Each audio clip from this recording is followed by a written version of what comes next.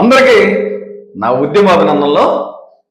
అయితే మన రాష్ట్రం విడిపోయిన తర్వాత 2014 నుంచి 19 వరకు మన ఆంధ్రప్రదేశ్ రాష్ట్రానికి ముఖ్యమంత్రిగా నారా చంద్రబాబు నాయుడు అవడం జరిగింది. అయితే చంద్రబాబు నాయుడు ముఖ్యమంత్రిగా అయిన తర్వాత 15, 16, 17 ఈ 3 సంవత్సరాలు ఈ రాష్ట్రంలో ఉన్నటువంటి దళిత గిరిజనులకు, ఎస్సీ ఎస్టీలకు, మాకు సంబంధించినటువంటి ఎస్సీ ఎస్టీ సబ్ప్లాన్ చట్టం ప్రకారం సబ్ప్లాన్ నిధులు ఎస్సీ ఎస్టీలకు విడుదల చేస్తూ రాయితీ రుణాలు మరి ఇవ్వడం జరిగింది. అయితే ఈ నేపథ్యంలో ఏం జరిగిందంటే అప్పుడు కొంతవరకు దళిత గిరిజనుల అభివృద్ధి మరి మెరుగుపడటం జరిగింది.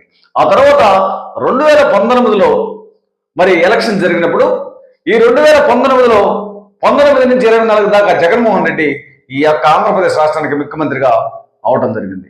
జగన్మోహన్ రెడ్డి ముఖ్యమంత్రిగా అయిన తర్వాత మనకు ఈ దళిత గిరిజనులకు ఉన్నటువంటి సబ్ప్లాన్ నిధులను శుభ్రంగా పక్కదారిన పట్టించి సంక్షేమ పథకాలను శుభ్రంగా పూర్తిగా ఆపేసి మన యొక్క సబ్ప్లాన్ నిధులను ఇతర పార్టీ తరఫున పెట్టుకున్నటువంటి మరి పథకాలకు తరలించుకొని శుభ్రంగా పూర్తిగా ఈ 5 సంవత్సరాల్లో దళిత గిరిజనుల అభివృద్ధి కుంటుపడే విధంగా మరి ఒక 10 సంవత్సరాలు వెనకబోయే విధంగా చేయటం జరిగింది.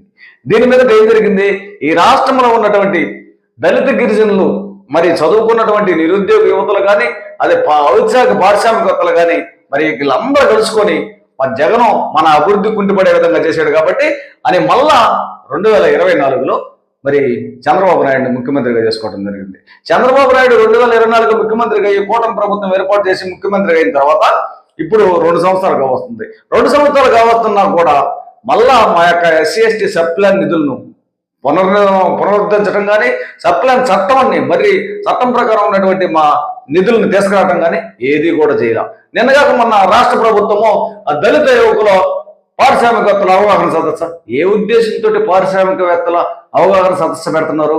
జగన్మోహన్ రెడ్డి మా నిధులు శుభ్రంగా ఆపేసి మా యొక్క పథకాలు శుభ్రంగా పక్కదారి పట్టించి అతను పెట్టుకున్నటువంటి దానికి పెట్టుకుంటే అతను మమ్మల్ని కుంటిపడే విధంగా చేసేదాన్ని మళ్ళీ చంద్రబాబు నాయుడు చేసుకుంటే చంద్రబాబు నాయుడు కూడా ఇప్పుడు 2 సంవత్సరాలు అవుతున్నా కూడా ఒక్క రాయితీ రుణం అన్న ఇవ్వకపోగా మళ్ళీ ఇప్పుడు అవగాహన సదస్సు దేని మీద పెడుతున్నారు? అవగాహన సదస్సు మీరు ఈ ఒకటే తెలియజేస్తున్నారు. ఈ ఆంధ్రప్రదేశ్ రాష్ట్రంలో ఉన్నటువంటి దళిత గిరిజనులు యువకులు చదువుకొని ఉద్యోగాలు లేక ఏదైనా ఉత్సాహంతో ఒక పరిశ్రమ, కుటీర పరిశ్రమ పెడదాము, మరి వ్యాపారం చేద్దామని చెప్పి రాయితీ రుణాల కోసం ఎదురు చూస్తుంటే జగన్మోహన్ రెడ్డి ఈ సబ్ప్లాన్ నిధులు పక్కదారి పట్టించి మా యొక్క ఆ నిధులు శుభ్రంగా గోల్మాల్ చేశాడు. ఆయన ఈ పొద్దు ఆయన ఏం చేశారు, నేను కూడా వీటిని పక్కదారి పట్టిస్తానని చెప్పి చంద్రబాబు నాయుడు చేస్తుంటే మళ్ళీ అవగాహన సదస్సులు అంట.